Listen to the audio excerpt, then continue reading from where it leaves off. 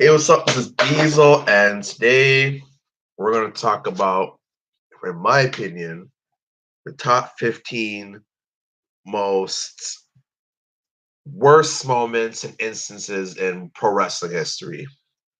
Now, it's just no true right or wrong answer. And when I say worst moments and instances, this is going to be moments and incidents where it took a toll on the pro wrestling business or had some sort of big effect. So everything I pick, like there's a reason behind it. Why I exclude deaths is because, so many deaths would just overshadow this list. Like if I were to include deaths and Chris Benoit killing his wife and son himself would obviously be number one. Like that wouldn't even be up for debate. Like if you want to include deaths, then Chris Benoit murder suicide is number one, no questions asked, not even up for debate, and that is the right answer. Straight up, it is. Murdering your 7-year-old child, your wife, and yourself, especially your 7-year-old child, like, and the whole steroid thing, and the bad publicity WWE got, WWE going PG shortly after the whole steroids inspection, the harassment WWE and wrestlers got, even former wrestlers too, like people saying, you know what, screw this, I'm not even watching WWE for this no more. Like that legit was the worst moment in history, hands down. Eddie Guerrero's death, it played a big toll on the business because I kind of felt WWE went downhill again after when he dies. I felt the entertainment value was gone. We also got a guy who could wrestle. We got Ross guy who could talk. He had a great character. He was lined to be the WWE champion next. We were supposed to get Shawn Michaels, Eddie Guerrero next. We losing Eddie Guerrero took a huge chunk out of WWE. Huge. There was so much dream matches, feuds on the table, and he was still in his prime. Yeah, people say that like they saw him like take a step two down when he was in the ring, but because signs he was dying. If he wasn't dying, then he'd still be just as good. But yeah, gotta exclude deaths. Now to the list. Honorary mentions WCW's Kiss concert, the hottest man in the world, yeah, 1999. And British Bulldog losing at one night only, that was just plain very disrespectful.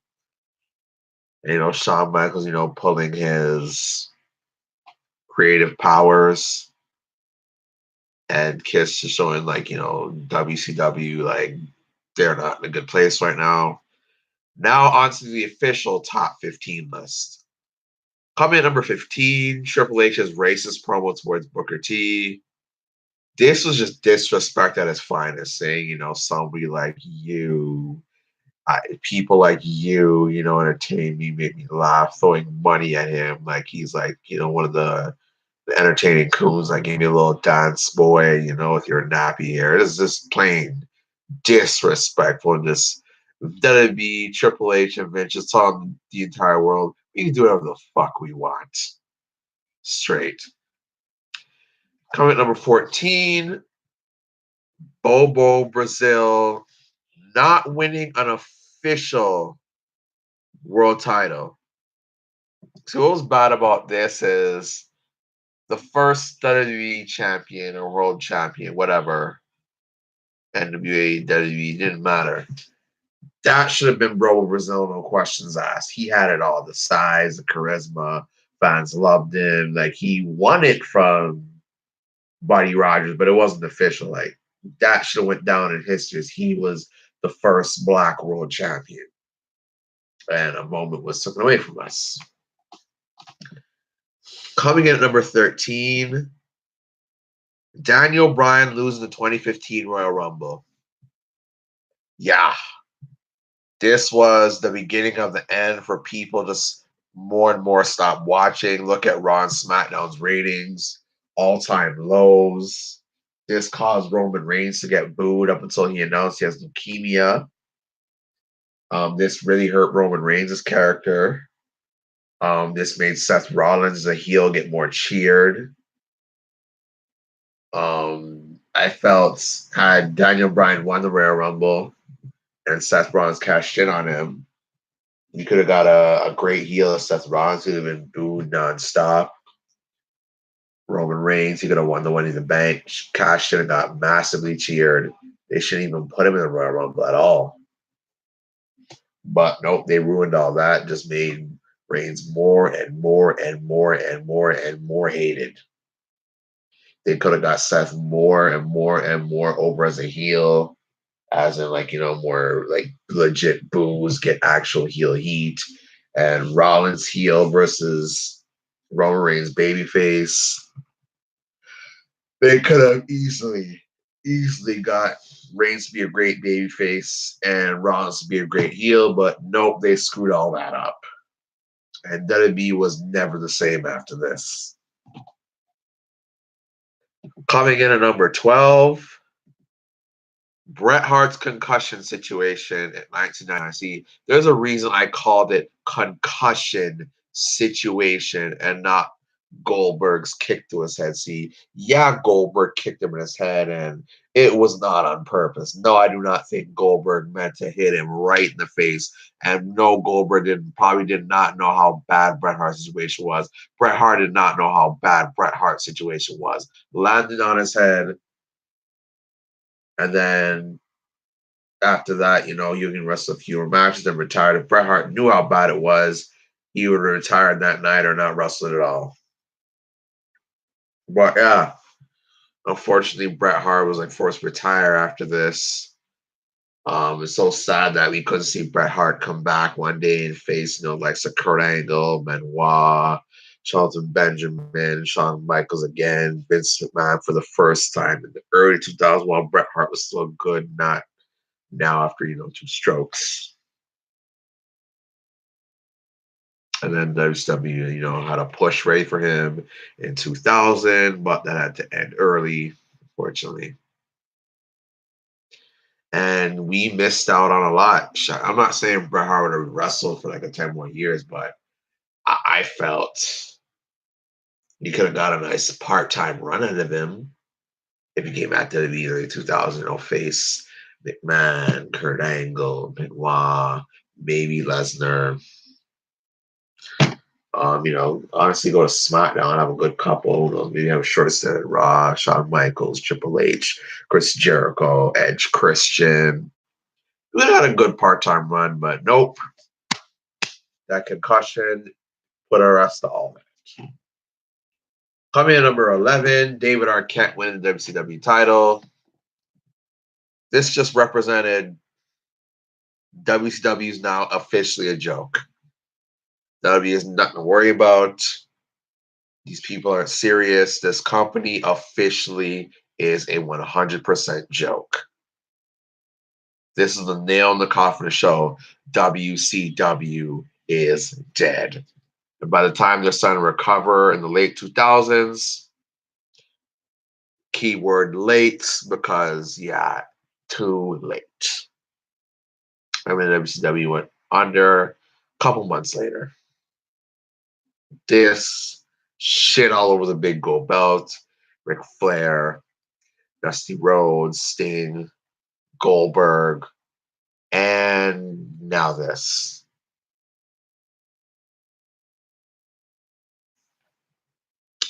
Now on to the top 10. Coming in at number 10, Brock Lesnar leaving WWE in 2004. This hurt the company bad. Bad. They invested everything into Brock Lesnar. They were going to make him a hot babyface soon. They had him beat Undertaker, The Rock, The Rock, Kurt Angle. They had him push very quick, put the title on him quick. It was easy to face the company, and boom, he's gone. All that 2 years for nothing. They had to find a new guy. They found John Cena, and because Brock Lesnar left, they wanted to make Cena like the top guy no matter what the fans said. And truth be told, Cena's run at the top was Brock Lesnar's fault. SmackDown's ratings declined big time. SmackDown's quality dipped big time. That put a lot of pressure on Eddie Guerrero. He couldn't handle. Kurt Angle had to sit out because of injuries till SummerSlam. So another big L SmackDown took. Booker T came. They tried to make him a heel, but didn't really work out that well. They had to push JBL fast. Some people say he should have never been WWE champion. Some people say he should have been WWE champion. They should have built him up first, and that was too quick. So this hurt SmackDown WWE very, very bad. Raw was so good in 2004. I thought 2004 Raw was far better than 2003, 2002. I'll tell you that much. But SmackDown, on the other hand, just it pretty much crashed at that point. And then they eventually pushed Batista. Pretty great push, but two things. Batista was going to be that baby face that he wasn't going to be the hottest forever, and he was good, but just no Brock Lesnar. Coming in at number 9, Sting turning down the Undertaker match at WrestleMania 26. We missed out on easily the biggest dream match of this decade. Well, arguably, The Rock versus Cena, it was the biggest, but it actually, happened. And how sad is it that Sting, he had the opportunity to wrestle Taker at 27 and didn't? And do I think Undertaker versus Sting could have helped the buy rate even without The Rock? Yeah, I do. I really do. This is Sting coming for the first time. Taker, this was the last year of him doing the suicide dive and the diving and the running clothesline, the flying clothesline.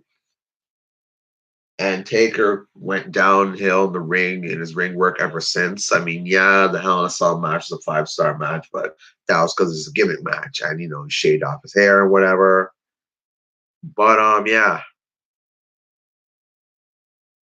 And then he tried to get it several times, so on through today, but rumor has it Undertaker's not really interested. But, yeah, man. Sting, he missed out. He fucked up. Big missed opportunity. And he missed out on one of the biggest dream matches in history. He could have had it. Great storyline. Great way to start out 2011. And he didn't. I hate that moment. Coming in at number 8, Magnum TA's accident. I think it was a motorcycle accident.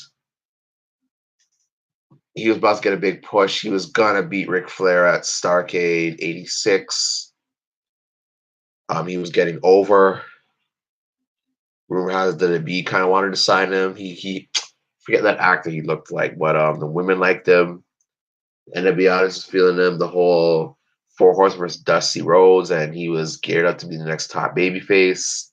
And just like that, push gone, he had to retire.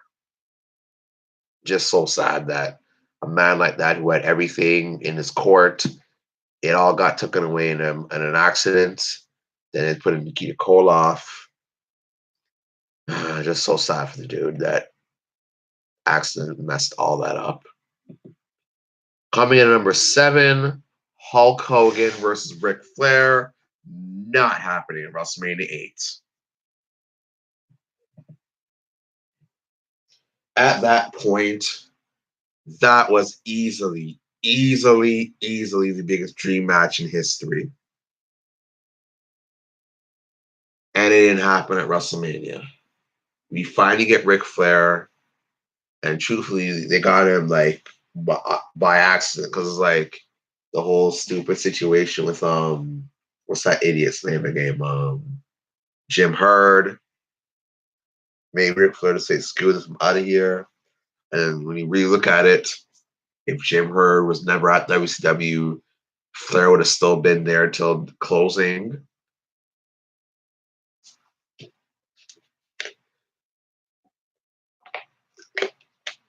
So truth be told, if Jim Herd wasn't there, we would have never gotten Ric Flair versus Hulk Hogan until Bash at the Beach.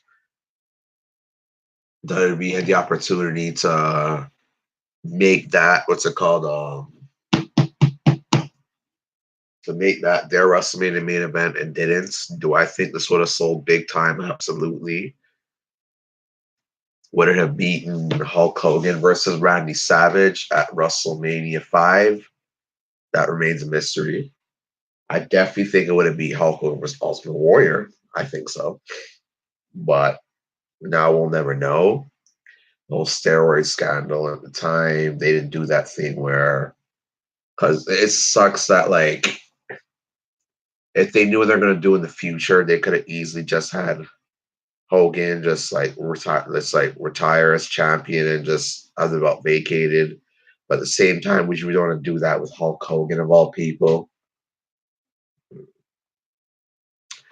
Or they could have had Hulk Hogan beat Ric Flair and I don't know, drop it the next night or the next night to some other wrestler or later on that week. Or had it been a non-title match. Have Ric Flair lose his belt earlier and Hogan cost Ric Flair the title towards Savage or something like that. They just should have found some way to do this match.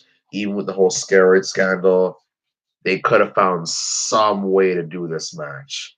Title, non-title, Hogan's champion, but he drops it the next night or something. They should have found some way. They really should have sat down and found some way to do this match. Because obviously Hogan was going over no matter what. It didn't matter. I don't buy that story of they couldn't come up with a finish. It's damn simple. Savage loses the Flair. Flair loses the Hogan clean. End of story. Leg drop. End of the day, they could have found a way to do this match, and they didn't do it. This is easily the biggest dream match at the time, and it didn't happen. And just huge missed opportunity. Coming at number 6, Katie Vick. This was like the real beginning of WWE and their WTF storylines and moments. This is just disturbing. The less said, the better. It didn't have an effect on the business, yes. These other dumb storylines, the bunny, what's that AJ Styles affair back in TNA, whatever, I forget her name. Is it Becky Lynch? What was the AJ story's wife story again? Or fake wife?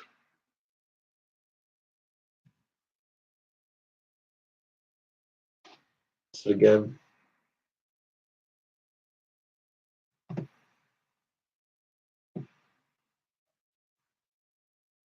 Okay, whatever her name is, I don't remember because it sucked. But yeah, this storyline was just the real spark of dumbass storylines. Just embarrassing. Coming number 5, ECW going under. How do I explain ECW? How do I explain it? How do I explain it? How do I explain it? Kind of like OVW, ROH with how they built talent and come up to one of the big companies. ECW was a glorified version of that. Just they did it so much better where you can be yourself and do what you want to do just as long as you get over. Yeah, it's pretty much ECW was do what you want to do as long as you get over. That's all Heyman asked. As long as you get over and become a good character. And you can see Heyman's influence even in the 2003 SmackDown 6 era. And when he left, like it just already got taken out of position, just got worse. Really, and then who knows? With WCW got, they probably could have became the number 2 company eventually. Just too bad Heyman didn't know how to manage money, but if he just found his way around it, God knows what he could have done. Coming in number 4, Stone Cold getting power jarred by Owen Hart. I've seen people argue and say this helps Stone Cold's character. I mean, look, Stone Cold's going to get over no matter what. He was already over at that point. He just took a fucked up moment and just made it better because he couldn't wrestle for a while. Why I will not call this a blessing in disguise, and I guess this is one of the worst moments in wrestling history. Simple. We missed out on Stone Cold vs. Roberts Triple H at Survivor Series. We didn't get to see what he's going to do at WrestleMania 2000. And worst of all, he retired in 2003. Because of that injury, we missed out on so much great things Stone Cold could have done, and it didn't happen. No Stone Cold versus Randy Orton, no Stone Cold versus Hulk Hogan, no Stone Cold versus Goldberg, no Stone Cold versus heel Edge, no Stone Cold versus CM Punk. We missed out on so much right there because of that pile driver.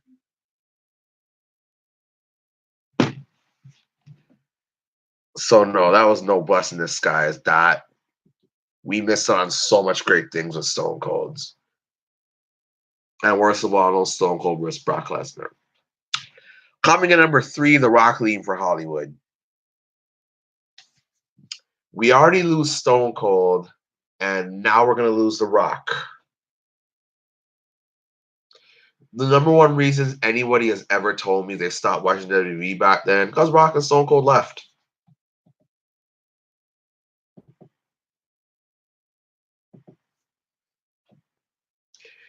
The two biggest stars of the Attitude Era, the two biggest stars in the world of wrestling, and now they're gone.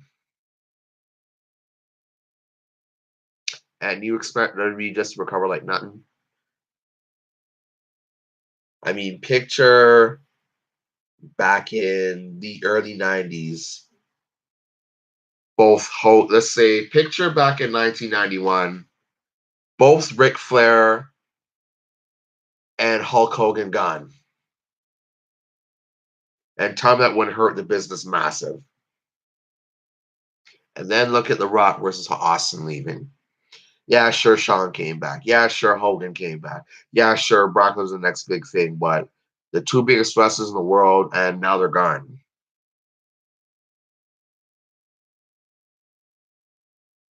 Especially The Rock when he was like, developing more of a character. He was only 39 years old, and boom, he's gone. Coming in number 2, Stone Cold's heel turn. Nobody wanted to see this. Who asked to see this? Ratings went down immediately. And WWE's never been the same since. And coming in number 1, what happened right before that? WCW goes under. Now WWE's the only game in town. No competition at all. And wrestling has not been the same since. Now WCW's gone. So Vince said, hey, we can do what the fuck we want. And yeah, those are the top 15 worst moments and incidents in pro wrestling history. You give me your worst moments in wrestling history. Again, excluding deaths, because deaths would be the obvious answers. But yeah, give me your worst moments and incidences.